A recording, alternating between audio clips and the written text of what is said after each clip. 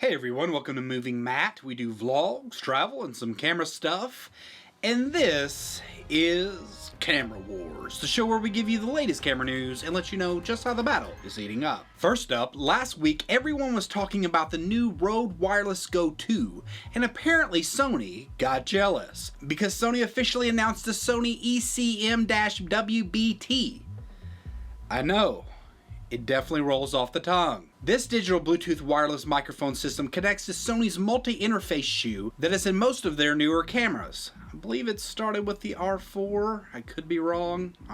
Let me know in the comments. You can yell at me. Now this will allow you to record a digital audio signal, and if Sony's shotgun mic is any indicator, this should make for a very clean and clear audio. Now if you do not have one of the new Sony cameras, or maybe you don't have a Sony camera at all, there is a 3.5mm jack input you can still use. Now this system boasts a 650 feet range and is dust and moisture resistant, and will also allow you to record from the receiver for behind the camera interviews, and has a two-person mode for two people sitting too close to each other on a picnic table. Like the Rode Go 2, it allows you to hook up to a lavalier mic, and knowing Sony, it is super discreet and in no way huge and in the way. Really Sony, what is up with this lavalier mic? This is almost as awkward as just using the transmitter mic itself.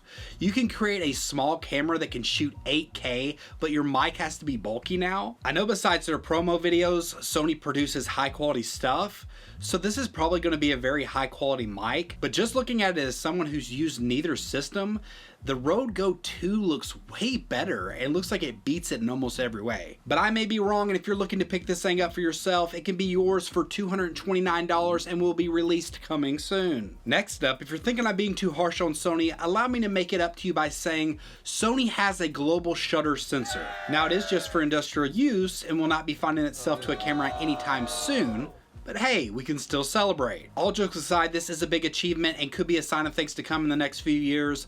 This new sensor is a large medium format CMOS sensor with an effective pixel count of 127.68 megapixels. Now I'm not going to pretend I am bright enough to know what this is all capable of or the implications it will have on the industry, but I will say kudos to you, Sony, for helping push the industry forward. But while we are talking about moving forward, this is a very forward-facing and Sony-heavy show this week, because we also have a possible roadmap for Sony lenses in 2021.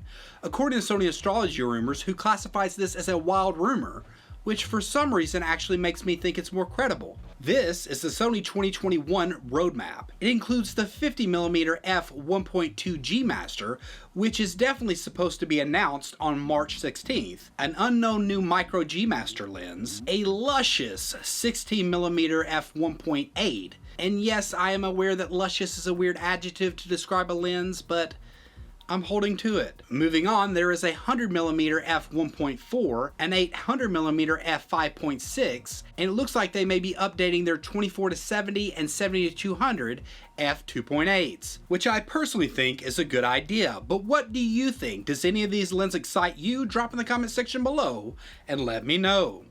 But while we are talking about being excited for the future, Nikon fans can rejoice because Nikon did a development announcement of the Nikon Z9. So thank you, Nikon, for letting us know you're making a Z9. No shit, Sherlock! Now with this development announcement, they revealed pretty much nothing. All we know for certain is that it will have a new stacked CMOS sensor, have a new processor, have 8K support, which means the sensor will at least be 45 megapixels. And it also looks like this. It is a very DSLR style body with an integrated grip. Now I know this will come as a welcome feature for D6 shooters who love their beefier style bodies.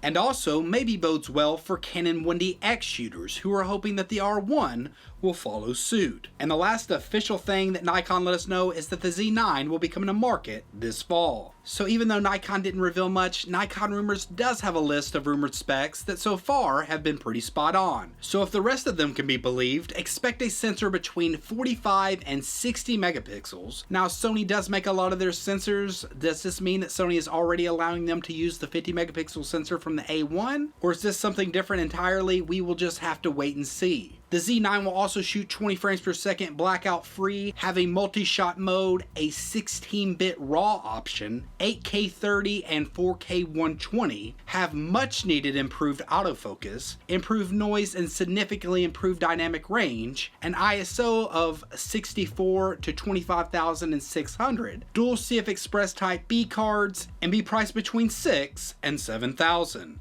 Now there's even more specs and I will link the article below, but these specs do sound pretty enticing and I hope it's enough to bring Nikon back in the war. But what do you think about these specs? Is it enough for Nikon to compete? Do you expect more?